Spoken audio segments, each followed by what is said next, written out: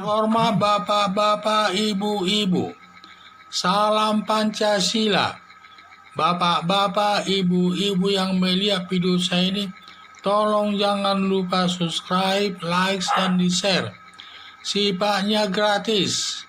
Pada hari Jumat tanggal 23 Juli tahun 2021 ini, saya akan mengomentari kata Menteri Prabowo Subianto bahwa Sri Mulyani bukan Menteri Keuangan, tetapi Menteri Pencetak Utang.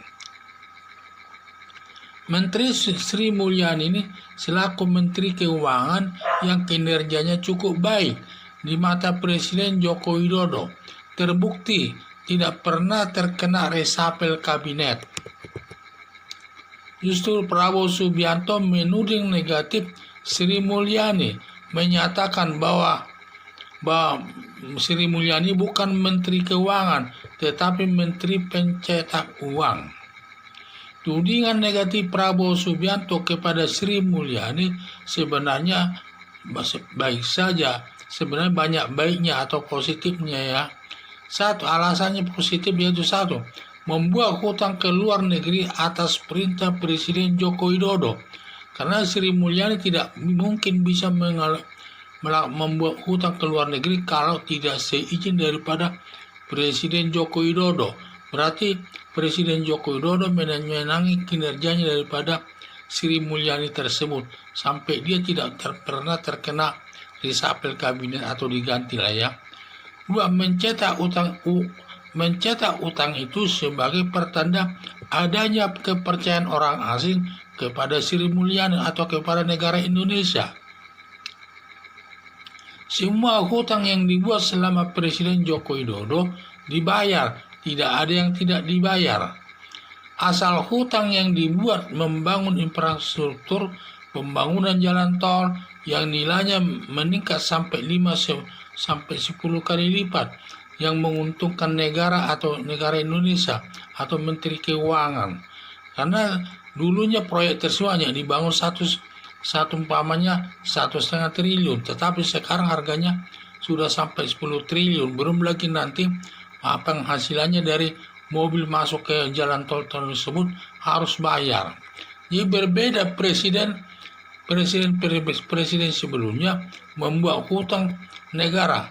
Banyak sudah membuat hutang negara, banyak yang dikorupsi lewat pembangunan PIP, proyek mangkrak.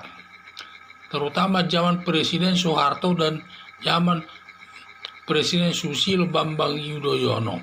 Hutang tidak bisa dibayar, akibatnya hutang negara bertumpuk, dibebani kepada Presiden Joko Widodo untuk membayarnya.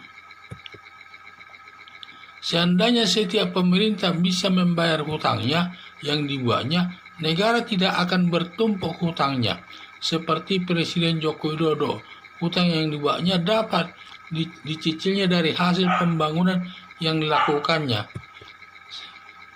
Yang dilakukannya itu sendiri.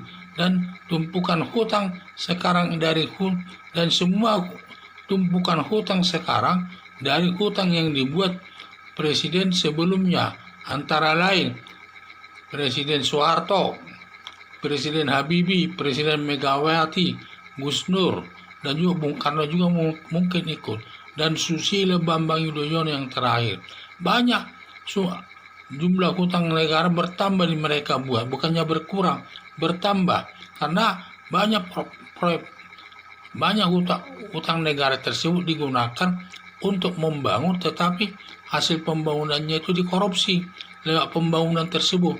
Jadi uang hutang dari luar negeri itu dikorupsi lewat pembangunan yang dilakukan, yaitu lewat pembangunan PIP lah, pembangunan mangkrak lah, dan lain sebagainya, sehingga habislah uang negara, sehingga hutang bertumpuk terus dan hasil pembangunannya tidak ada, yang tidak bisa menutupi hutang tersebut, dan nilainya pun tidak yang bertambah karena tidak ada proyek yang berhasil dibangun. Berbeda dengan Presiden Joko Widodo ini, di mana Menteri Keuangan berhasil membuat hutang atas izin Presiden Joko Widodo, dan semua hutang yang didapatnya itu digunakan untuk pembangunan infrastruktur dan infrastruktur antara lain jalan tol dan juga pembangunan dam air dan juga jalan-jalan umum dan sebagainya yang berakibat menghasilkan uang. Dan juga dari hasil pembangunan jalan tol itu ataupun pembangunan yang lainnya, nilai proyeknya itu sudah tambah nilainya, bisa menambah nilainya antara 5 sampai 10 kali lipat banyaknya.